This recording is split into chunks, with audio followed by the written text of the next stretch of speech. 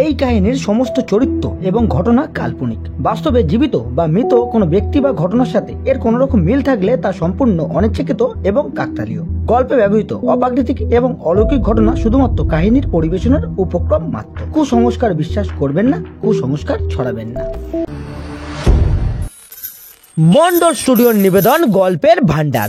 নমস্কার বন্ধুরা, আমি রাজীব। আজ আপনারা শুনবেন লেখক হেমন্ত জানার কলমে চুনু ডাকাতের প্রেত। আমাদের মধ্যম গ্রামে একটা জায়গা আছে, আমরা বলি তেঁতুলতলা। তেঁতুল গাছটা বেশ পুরনো, ঘন ডালপালা মেলে দাঁড়িয়ে আছে, তার নিচটায় ঘন ছায়া। শহরের মধ্যে হলেও জায়গাটা নির্জন। এই গাছের নিচ দিয়েই আমাদের বাড়ি আসতে আর যেতে হয়। আর জায়গাটায় এলেই ফোনের টাওয়ার, ইন্টারনেট উধাও হয়ে যায়। বড় আশ্চর্য লাগে, শহরের এই তেঁতুল গাছটা এখনো সব যুক্তিতর্কের বাইরে। আমাদের আদি বাড়ি দেওগঙ্গায়। বাবার চাকরির জন্য মধ্যম গ্রামে প্রথমে ভাড়া থাকতাম, পরে জায়গা কিনে বাড়ি করা হয় বাস স্ট্যান্ড থেকে মিনিট 10 ভেতরে। আমরা যখন এলাম জায়গাটা আরও নির্জন ছিল, এখন অনেক বাড়ি হয়েছে। কলেজ করে টিউশন পড়ে ফিরতে সপ্তাহে 3 দিন আমার রাত 10টা বেজে যায়। বাবা তেঁতুলতলায় এসে দাঁড়িয়ে থাকে।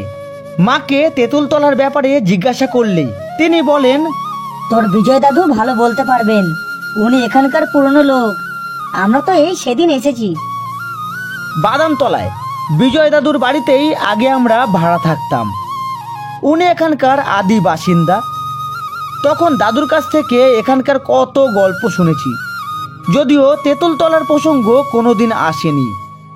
আসলে এখানে যে এমন একটা আশ্চর্যের ঘটনা ঘটে দাদু জানেন না। আমাদের গৃহপ্রবেশের দিন দাদু এসেছিলেন। আমরা এখানে বাড়ি করে চলে আসাটা দাদু ভালোভাবে নেননি। কলেজ টিউশন ছুটি থাকলে তেঁতুল গাছটার নিচে গিয়ে বসি। গরমে জায়গাটা খুব ঠান্ডা। জায়গাটা নিয়ে কত কিছু শুনেছি, কিন্তু কই কিছুই তো দেখিনি। বরং জায়গাটায় এলে ভালোই লাগে। চিৎকার চেঁচামেচি নেই, শান্ত নিরিবিলি একটা পরিবেশ। এমন জায়গায় এ তল্লাটে আর মেলে না। আমি ওখানে যাই, মা চায় না, বলে, কেন যাবি ওখানে? আর কোথাও কি যাওয়ার জায়গা নেই? আমি সুরজদের বাড়ি যাচ্ছি বলে ওখানে আসি। সুরজ আমার স্কুলের বন্ধু। বাদামতলায় আমাদের পাশের বাড়িতে ভাড়া থাকতো, এখনো ওখানেই থাকে। আমি মাঝে মাঝে ওদের বাড়ি যাই। মে দিবসের ছুটির দিন বিজয় দাদুর বাড়ি গেলাম। অনেক দিন পরে গেছি। দাদু তো অভিমানে কথা বলতেই চাইছিলেন না। কলেজ টিউশনের পড়ার চাপ, এইসব অজুহাত দিয়ে কোনো রকমে রেহাই পেলাম। বাবা মা কেমন আছে? নতুন জায়গা কেমন লাগছে? দাদুর এইসব প্রশ্নের উত্তর দিয়ে আসল কথায় গেলাম। ব্যাপারগুলোতে দাদুর কোনো ধারণা নেই, তাই ব্যাপারটা দাদুর মতো করে বুঝিয়ে বললাম। দাদু খুব একটা আশ্চর্য হলেন না, শুধু একটু বিরক্ত সুরে বললেন, তোর বাবা মাকে তো নিষেধ করেছিলাম, শুনলো না। কম দামে পাচ্ছে বলে জায়গাটা কিনলো, তখন তোর বাবাকে আভাস দিয়েছিলাম, রঞ্জিত জায়গাটা ভালো নয়, কিনিস না। আগে ওই জায়গাটা ছিল ডাকাতদের আস্তানা, মানুষ দিনের বেলা তো ওইদিকে যেত না। তোদের বাড়ির পিছন দিয়ে যে রাস্তাটা গ্রামের দিকে চলে গেছে, আর একটু গেলেই পড়বে চুনু ডাকাতের গ্রাম। ওই গ্রামে তখন ঘর ঘর ডাকাত। কত বছর আগের কথা। এই মধ্যম গ্রামেও ছিল বনজঙ্গল ভরা। আমাদের বাড়িতেই কতবার ডাকাতি করে গেছে ওই চুনু ডাকাত। শেষে আমার বাবা চুনুর সঙ্গে চুক্তি করলো, মাসোয়ারা একটা পাঠিয়ে দেবে, শুধু গ্রামের লোককে চুনু নিষেধ করবে, আমাদের বাড়ির দিকে যেন নজর না দেয়। চুনুও রাজু হয়ে গেছিল। আমাদের বাড়িতে সেই থেকে আর কোনোদিন ডাকাত পড়েনি। চুনুর ভয়ে আশেপাশের 4-5টা গ্রাম সিটিয়ে থাকতো। রাত হলে বাইরে বেরোতো না। রাতে ভুল করে কেউ গ্রামে ঢুকে পড়লে তাকে নিঃস্ব হয়ে ফিরতে হতো। বাধা দেওয়া পছন্দ করতো না চুনু, ধর থেকে মাথা আলাদা করে দিত। চুনু এই জন্যেই ত্রাস হয়ে উঠেছিল। দাদু অনেক দিন কাউকে পাননি মনের কথা বলার, তাই আমাকে আর খুঁটিয়ে জিজ্ঞাসা করতে হলো না। একটু থেমে আবার শুরু করলো দাদু। তখনও বাংলা ভাগ হয়নি। বরিশালের এক দম্পতি বারুইপাড়ার মিত্র বাড়িতে আত্মীয়ের বাড়ি এসেছিলেন। তাড়াতাড়ি আসার জন্যে মাঠের রাস্তায় ধরেছিল। তখন ছিল ভর দুপুরবেলা। মহিলাটার গা ভর্তি গয়না, স্বামীটাও বেশ তাগড়াই, বরিশালের জমিদারের লেঠেল ছিলেন। চুনুর দল তাদের পথ আটকায়। ভদ্রলোক একাই সকলকে মেরে ঠিট করে দেন। চুনু তখন ছিল না। সেই রাতেই বারুইপাড়ায় মিত্র বাড়িতে ডাকাত পড়ল। আত্মীয়ের বাড়ি এসে খুন হয়ে গেলেন বরিশালের দম্পতিরা। চুনু ডাকাত মুখের ওপর কথা বলা পছন্দ করতো না, বেশি কথাবার্তা বলতো না। তার ইঙ্গিতই ছিল যথেষ্ট। একবার হলো কি, এক কনে যাত্রীর দল ফিরছিল ওই পথ দিয়ে। তারা রাস্তাঘাট চেনে না, কনে যাত্রীর দলে অনেকজন ছিল, তাই চুনুর সঙ্গে লড়াই হলো। কিন্তু চুনুর হাতের খড়গ ভয়ঙ্কর, তার সামনে কেউ দাঁড়াতে পারে না। সবাই কচু কাটা হলো। ওই তেঁতুলতলাতেই ছিল চুনু ডাকাতের আস্তানা। তারপর চুনুর বয়স হলো, শরীরের ক্ষমতাও গেল, দলের মধ্যেও ভাঙন ধরল। ওই তেঁতুলতলাতেই একদিন খুন হয়ে গেল চুনু। আমি তখন কলেজে পড়ি, দেখতে গেছিলাম। একেবারে ফালা ফালা করে কেটেছিল ওকে। সেই দৃশ্যটা ভাবলে এখনো গা শিউরে ওঠে। আমি কয়েকদিন ঘুমাতেও পারিনি। কিন্তু আমার বোধগম্য হলো না, এসবের সঙ্গে মোবাইলের টাওয়ার চলে যাওয়ার কী সম্পর্ক। আমার মনে হয় দাদু আমার কথাটা বুঝতে পারেনি। আসলে সে কেলে মানুষ, মোবাইলের টাওয়ার কী বস্তু ধারণা করতে পারছে না। বললাম, দাদু সবই তো বুঝলাম, কিন্তু আমার মনের খুঁত মিটল না। এবার মনে হয় যেতে হবে কোনো টেলিফোন এক্সপার্টের কাছে। দাদু বলল, সে তুই যেতেই পারিস, তবে আমার ধারণা এর পেছনে রয়েছে চুনুর প্রেতাত্মাই। মানে? আমি সবিস্ময়ে জিজ্ঞাসা করলাম। দাদু আবার বললেন, তবে শোন, চুনু তো খুন হয়ে গেল, সবাই ভাবলো আপদ গেল, এবার একটু শান্তিতে থাকা যাবে।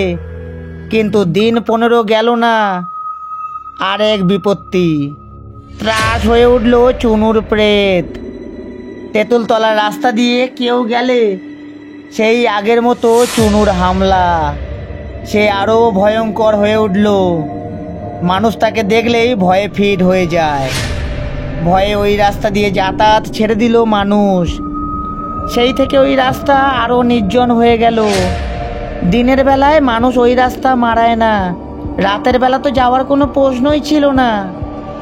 চুনু নির্জন নিরিবিলি পছন্দ করত, তাই তার পক্ষে ভালোই হলো।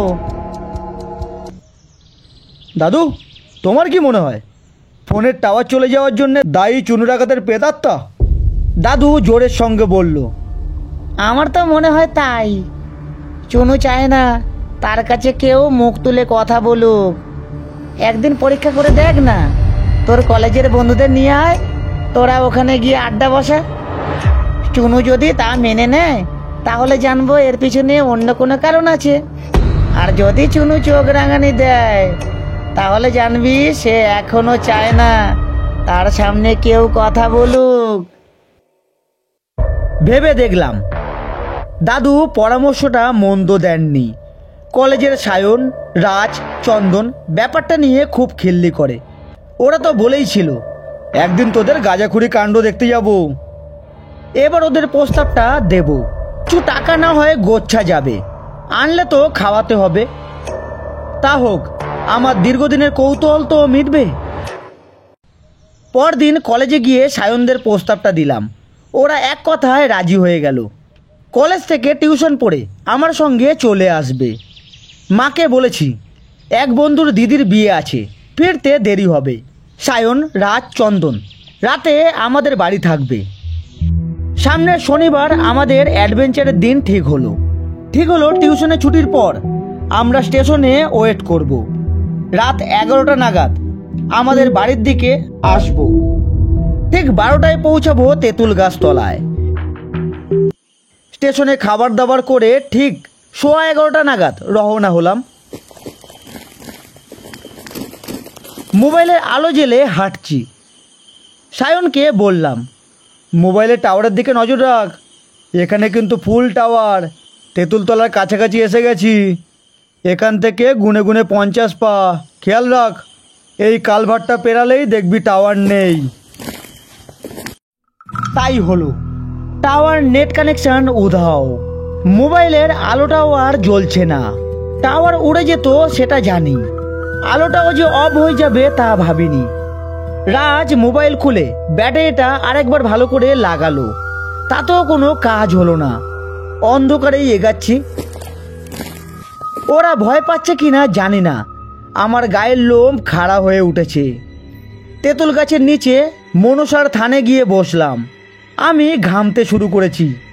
চন্দন সিগারেট বের করে জ্বালতে যেতেই দমকা হাওয়ায় তার নিভে গেল, কিছুতেই আর জ্বালাতে পারল না। সায়ন বলল, গরমকালে এমন দমকা হাওয়া দেয়, এটাতে বেশি গুরুত্ব দেওয়া দরকার নেই। রাজ খুব আমোদে ছেলে, কিন্তু এখন তাকেই বেশি মিয়মান লাগছে। চন্দন গলা ছেড়ে একটু সুর চড়িয়ে বলল, কোথায় তো চুনু ডাকাত, আমাদের দেখে কি বাবাজি ভয় পেয়ে গেল? ঠিক বলেছিস। সায়নও সুর চড়ালো। এরপর একটা হিন্দি গানের কলি চন্দনের মুখে ফুটে উঠতে যাবে এমন সময় অদ্ভুত কাণ্ড। তেঁতুল গাছের একটা ডাল মরমর করে ভেঙে পড়ল। ঝড় নেই, হাওয়া নেই, এই কাণ্ড। আমার গা আগুন হয়ে এলো। সায়ন চন্দন উঠে দাঁড়িয়ে এদিক ওদিক দেখতে লাগলো। রাজ ভয় পেয়েছে, বিপদ আসছে বুঝতে পারছি, কিন্তু সায়ন চন্দনকে পুরোপুরি ব্যাপারটা বিশ্বাস না করিয়ে পালানোও যাচ্ছে না। সায়ন চিৎকার করে বলছে, সাহস থাকলে কাছে হয়, কত বড় বাপের বেটা হয়েছিস দেখবো। আমার আরও ভয় পাচ্ছে। কাকে চ্যালেঞ্জ জানাচ্ছে ওরা জানে না, চুনু ডাকাতকে চেনে না। আমি ওদের চুপ করতেও বলতে পারছি না। চুনু ডাকাতের পেট আছে কি নেই আমার আর জানার দরকার নেই। কেন ফোনের টাওয়ার উড়ে যায় তাতেও আমার আর কোনো উৎসাহ নেই। পালাতে পারলেই বাঁচি। শো শো করে একটা আওয়াজ এগিয়ে আসছে, অনেকটা ঝড়ের মতো। আকাশে অথচ তারাদের ঘনঘটা। এক ঝাঁক বাদুড় চ্যাঁ চ্যাঁ করে উড়ে গেল। তেঁতুল গাছের কোটরে প্যাঁচাগুলো অদ্ভুত স্বরে ডেকে উঠল। বুঝতে পারছি ঝড়টা আস্তে আস্তে এগিয়ে আসছে।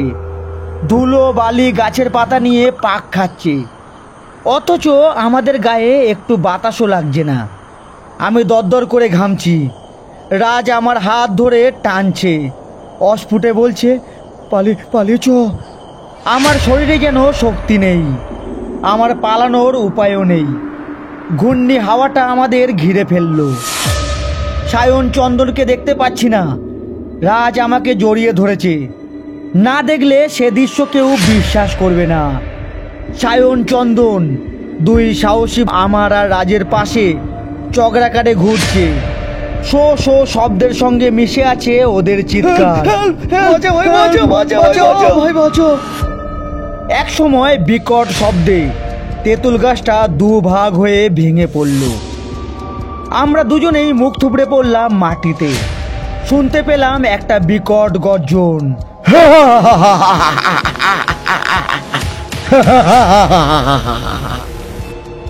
তখনই জ্ঞান হারালাম। আমাদের দেরি হচ্ছে দেখে বাবা মা দুজনেই আমাদেরকে খুঁজতে বেরিয়েছিল। তেঁতুলতলায় আমাদের চারজনকে অচৈতন্য অবস্থায় দেখতে পায় বাবা মা। তারা তো আর ঘটনাটা জানতো না। বাবা মা ভাবলো ছেলে বন্ধুদের নিয়ে নেশা করে পড়ে আছে। বাড়ি থেকে জল নিয়ে এসে চৈতন্য ফিরিয়ে বাবা তো আমাকে মারতে যায়।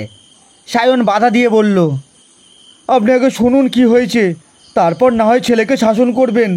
সায়ন রাতের ঘটনা সমস্তটাই বর্ণনা করল।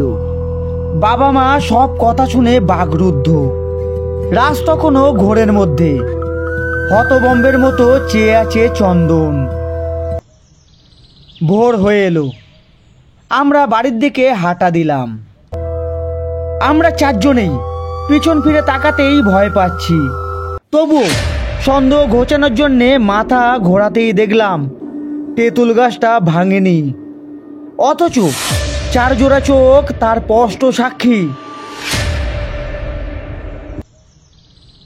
পরের দিন বন্ধুদের বিদায় দিয়ে বিজয় দাদুর বাড়ি গিয়ে সব জানালাম। দাদু বলল, বুঝতে পারলি তো কেন মোবাইলের টাওয়ার উধাও হয়ে যায়? চুনু ডাকাত এখনো নির্জনেই থাকতে চায়।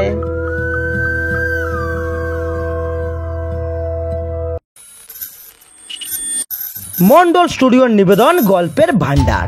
নমস্কার বন্ধুরা, আমি রাজীব। আজ আপনারা শুনছিলেন লেখক হেমন্ত জানার কলমে চুনু ডাকাতের প্রেত। গল্পটি কেমন লাগলো অবশ্যই একটি কমেন্ট করে জানাতে ভুলবেন না। আর ভিডিওটি ভালো লাগলে অবশ্যই একটি লাইক করে চ্যানেলটিকে সাবস্ক্রাইব করে আমাদের পাশে থাকবেন। আজ এতটুকুই, দেখা হচ্ছে আরও একটি নতুন গল্পের সাথে। ততক্ষণ নিজে ভালো থাকুন আর সকলকে ভালো থাকতে সাহায্য করুন।